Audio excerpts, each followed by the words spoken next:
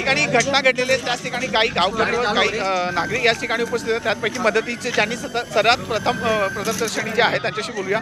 काय घटना घडलेली होती, कशा पद्धतीची होती, अगदी थोडक्यात सांगा। एक 5-5:30च्या दरम्यान एका ग्रामस्थाचा मला फोन आला अडचण गावातून।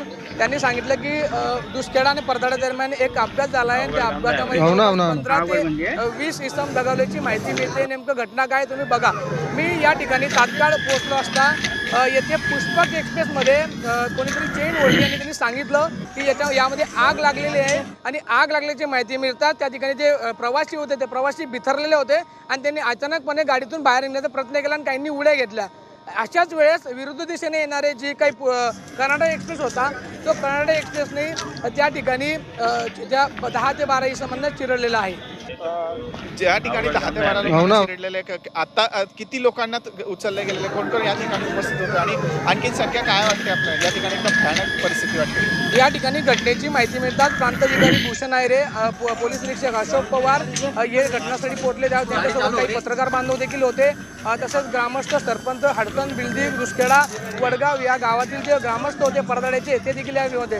विशेषतः गिरीश महाजन या ठिकाणी पोहोचलेले होते। गिरीश महाजनंतर स्मिता वाघ खासदार या पोलीस अधीक्षक महेश्वर रेड्डी हे देखील या ठिकाणी आलेले आहेत।